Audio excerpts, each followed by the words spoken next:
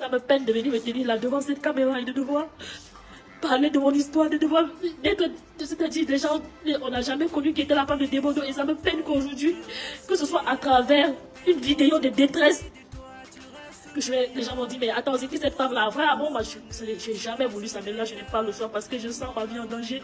Je suis coincée dans un salon de coiffure, je ne sais pas où partir, je ne sais même pas où dormir cette nuit parce que partout où j'essaie de mettre les pieds, il me traque. Il me traque.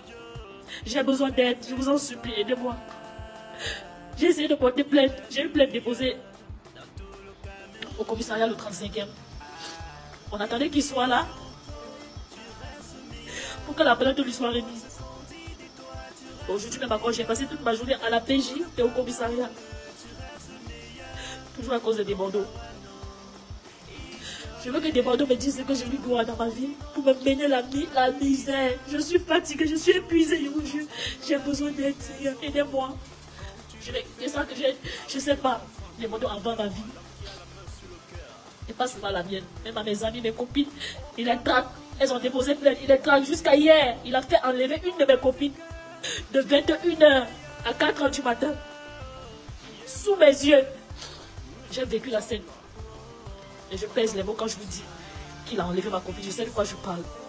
Tout commence il y a le mois de novembre où je dis à Desbordeaux que je ne veux plus de la relation. Je suis fatiguée de souffrir. Je suis fatiguée d'attendre que tu changes. Je suis fatiguée que tu me traites comme tout le temps, comme une serpillère, comme une moins que rien. J'ai tout donné pour toi. Desbordeaux ne m'a jamais laissé travailler. Il m'a toujours empêché de travailler. J'ai respecté tout. Je ne sortais pas. J'ai déprimé. J'ai grossi. Je suis devenue comme une vache dans la maison parce que je ne sortais pas. Je pouvais taper 5 mois dans la maison sans voir le dehors.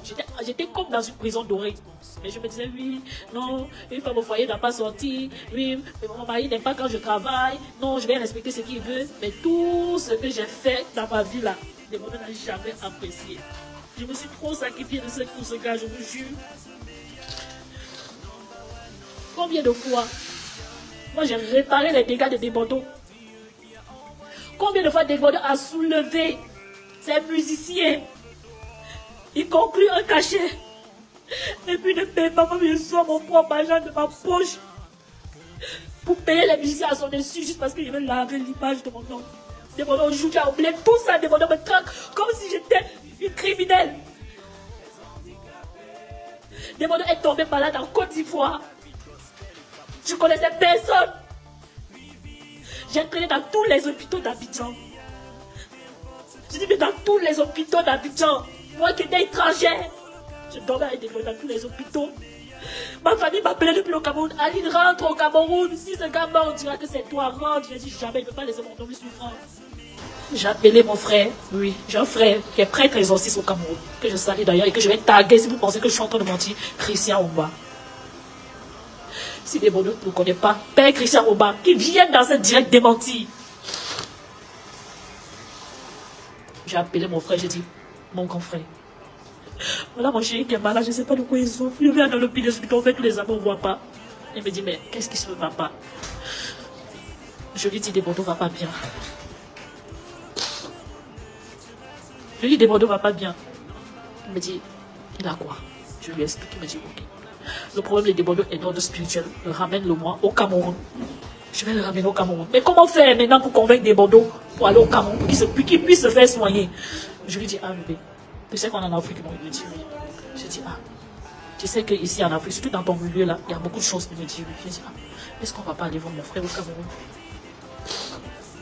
Il me dit, ah bon, tu es sûr? Je dis oui.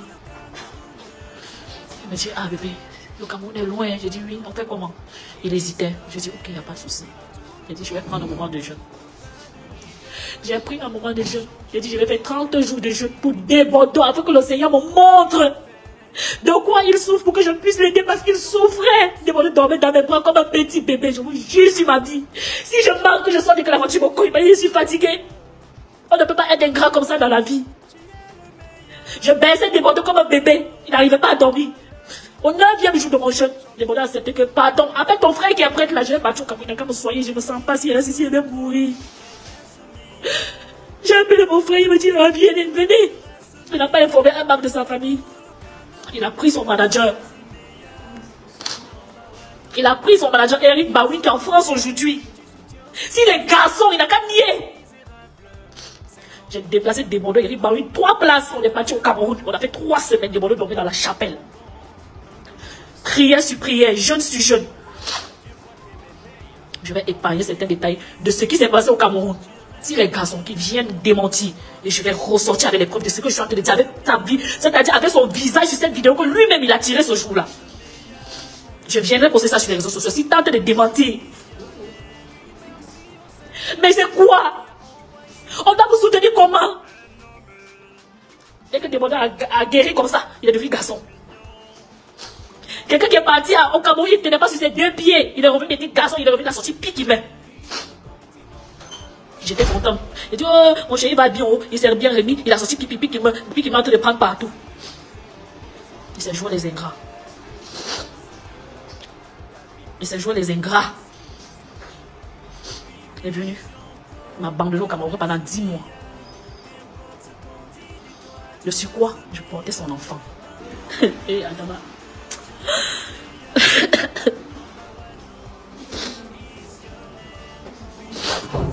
Malheureusement, j'ai accouché un mois. Il a commencé à me traquer. Pendant ce temps, il avait pris une autre fille. Je peux même donner son nom. Il a mis chez lui. Il m'a abandonné au Cameroun. Il a commencé à me traquer. Non, machin, tu es ci, tu es ça, tu manques, tu n'as pas, tu as caché mon enfant, tu as donné la grossesse à quelqu'un d'autre. Et toi, oh, qu'est-ce qu'il prouve que machin, tant. Alors que toutes les vidéos de ma grossesse, je lui ai envoyé. Après, je ne sais pas quel mot je l'ai appliqué. Lui, c'est qu'il s'est déplacé. Il dit, je veux que tu reviennes vivre avec moi à Abidjan. Il m'a laissé de l'argent pour mon billet d'avion, pour que je vienne à Abidjan. Et c'est comme ça que je me retrouve dans la maison de Débordeur. Je lui ai sorti tout mon dossier médical de toute la période où j'étais enceinte. Il me dit, hé, vraiment, Dieu n'a pas accepté que l'enfant reste que, vraiment, il y a quoi non, je dis vraiment, c'est des choses qui arrivent, c'est bon. Je dis, ah, je n'aurais pas dû. Je n'aurais pas dû venir m'installer en Côte d'Ivoire, parce que la misère que je suis en train de vivre ici, c'est Dieu ce que c'est. Je n'aurais pas dû venir m'installer ici, je vis au cauchemar. Puisque j'ai mis mes pieds à Abidjan, c'est là où mon cauchemar a commencé. Ce qui m'amène ici aujourd'hui, là, en novembre, si je ne me trompe pas, en septembre, Débordeur a voyagé, il est parti en France. Parce que pour la petite histoire, il m'a trompé, il a fait un enfant en France derrière mon dos. Et j'ai appris ça seulement quand l'enfant avait 3 ans. Je me suis fâchée, j'ai dit, bon, ok, il a fallu, l'enfant c'est aussi mon enfant, c'est une grâce. Si moi je n'arrive pas à retomber, c'est plus de un enfant, et qu'il a pu faire son enfant, c'est déjà bon. Quand j'ai su ça, il est venu, il a demandé pardon. Comme d'habitude, la bête que je suis, j'ai accepté, j'ai pardonné. Donc, ce qui fait que il va tout le temps en France pour régulariser ses papiers parce que l'enfant est français. Donc, lors d'un de ses voyages, en septembre 2023, Débordeur est parti. Et je vais vous dire qu'à chaque fois qu'il partait en France, et que moi je l'écrivais, il me snobait tout le temps. On communiquait uniquement quand c'est lui qui me contacte. Donc, à un moment donné, j'en avais marre, tellement marre de cette façon de faire. J'ai dit, bon, ok, tu ne m'écris pas, je ne t'écris pas. Et c'est comme ça qu'on est resté. On a fait 2 semaines sans se parler. Il a commencé à menacer mes copines. Appeler mon grand cousin au Cameroun, menacer. Appeler même, on a une voisine à côté, Jeannette, insulter la dame là. Insulter la maman de la voisine, une dame de près de 70 ans. C'est vous qui montez la tête à l'île. C'est vous qui donnez les ailes. Vous allez voir ce que vous montez, bande de prostituées, bande de si, commencez à menacer tout mon entourage. C'est là où je dis, tiens, trop c'est bon. Je veux plus, il faut me libérer. Comme il a senti que j'étais sérieuse, lui, c'est là où on commençait à appeler toutes mes copines, s'excuser, jusqu'à déplacer sa famille pour venir demander pardon, pour réparer tout le mal qu'il avait fait. Je me rappelle que sa grande sœur avait refusé de se déplacer pour dire, tiens, c'est bon, tu abuses. Tu ne vas pas faire à chaque fois lui demander pardon. C'est comme ça que quand elle est venue demander pardon, pour la bête que je suis, j'ai accepté. J'ai dit, ok, je te pardonne. Je lui ai dit, je vais te laisser une dernière chance. Il n'y en aura plus. Change pour de vrai, sinon on se sépare. Et c'est comme ça que Débordeur vient maintenant. Il me dit, non, pour la petite histoire, il m'empêchait de faire quoi que ce soit. J'ai dû faire une formation de prothésiste ongulaire et d'esthétique à son insu. C'est à 1 mois de la fin de ma formation que Débordeur a su que je me formais. Il a commencé à dire, donc c'est moi ton sorcier. J'ai dit, mais tu m'empêches de faire quoi que ce soit. Je suis obligée de faire derrière ton dos. En plus, la formation, je voulais te faire une surprise. Il me dit, ok, d'accord, il n'y a pas de souci. Et tout. Donc, quand on se réconcilie, je lui dis, non, je veux avoir ma propre entreprise. Il me dit, ok, en guise de pardon, on va ouvrir ton entreprise. Je dis, il n'y a pas de souci. Ah, Débordeur, c'est encore là, je vous jure.